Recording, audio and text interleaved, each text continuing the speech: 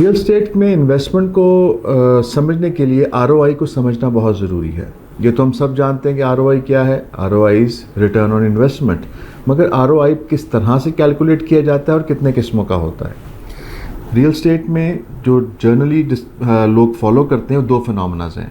Number one phenomena is time based phenomena भी कह सकते हैं उसको, पैसिव इनकम बेस भी कह सकते हैं और रेंटल बेस भी कह सकते हैं। अब रेंटल बेस या पैसिव इनकम फिनोमेना क्या होता है? जो रेंटल बेस फिनोमेना है that is basically the rental income that you receive in a years time.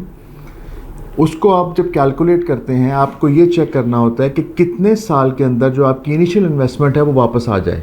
उस कैलकुलेशन को कहते हैं रेंटल बेस इंक्रीज। तो जो एक स्टैंडर्ड हो रहा है या जो लोग जिसको वो कहते हैं anything below 20 years is known to be reasonably good income. आप कोई भी ऐसा एक प्रॉपर्टी जो 20 साल से कम अरसे में किराए की शक्ल में अपनी इन्वेस्टमेंट पूरी कर दे, हम उसको एक मुनासिब या अच्छी इन्वेस्टमेंट कंसिडर करते हैं।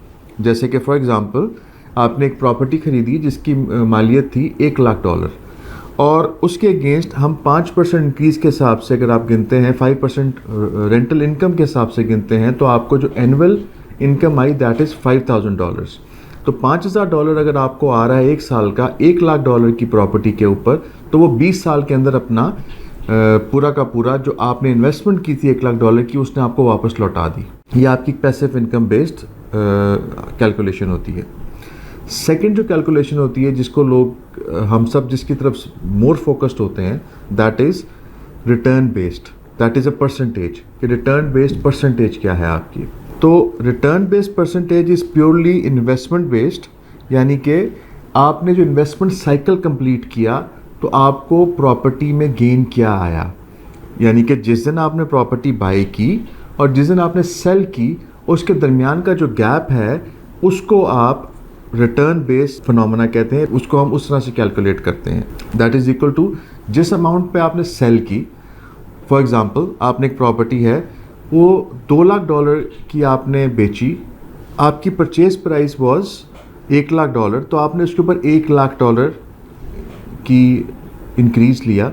अब वो $1,00,000 कितने साल में आया है उसको हम डिवाइडेड बाय ईयर्स कर देंगे तो आपको एक परसेंटेज मिल जाएगी कि एनुअल आपको इस पर इतनी गेन आई। अब आपको ये बताना ज़रूरी है कि यही प्रॉपर्टी जब आप पाक रुपीज़ की बजाय डॉलर्स की शक्ल में करते हैं तो आपको क्या गेन मिलता है और आपको कैसे उसका फ़ायदा मिलता है। किसी भी प्रॉपर्टी को बाय करते हुए उसकी एग्ज़िट को समझना बहुत इम्पॉर्टेंट है। मेजॉरिटी ऑफ द पीपल या लोग हैं वो जब इन्वेस्टमेंट प्लान करते हैं तो वो एग्ज़िट स्ट्रैटेजी को नहीं देखते, वो मार्केट की एक फ्लो के साथ अपनी इन्वेस्टमेंट कर देते हैं, वो अपना एग्ज़िट प्लान रेडी नहीं करते। तो आपको जब भी हमने प्रॉपर्टी बाय करनी है, हमने उसके एंट्री पॉइंट तो आपने ले लिया, मगर आपने उसके एग्ज़िट पॉइंट को ज़रूर अपने ज़हन में रखना और एग्ज़िट स्ट्रैटेजी को ज़रूर ज़हन में रखना है। लेट्स कॉल इट आपने 1 करोड़ की इन्वेस्टमेंट की और 1,75,00,000 रुपये में आपने प्रॉपर्टी सेल कर दी। कब? मई 22 में। दैट मीन्स 4 ईयर्स का हम गैप गिन रहे हैं।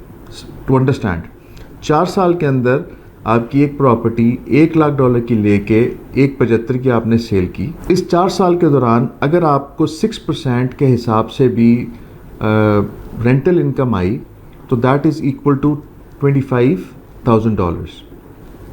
अब $25,000 आपने रेंटल इनकम की शक्ल में आया, 1,75,000 आपको नेट कैश आया, तो यानी कि जो प्रॉपर्टी ने टोटल गेन लिया दैट इज़ अराउंड $100,000।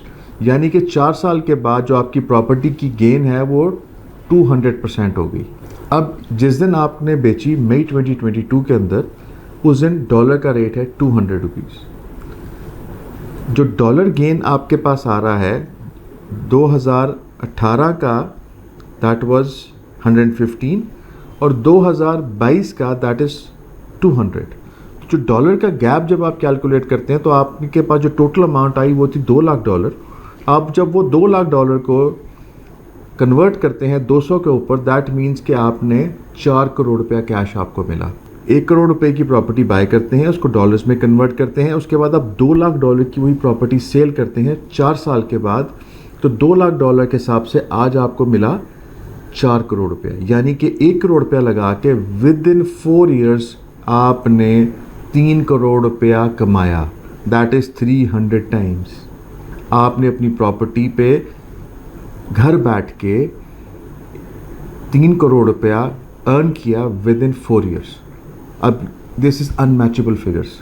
सो ये समझने के लिए आप हमारे साथ हमें फॉलो कीजिए, हमारे साथ जुड़े रहिए।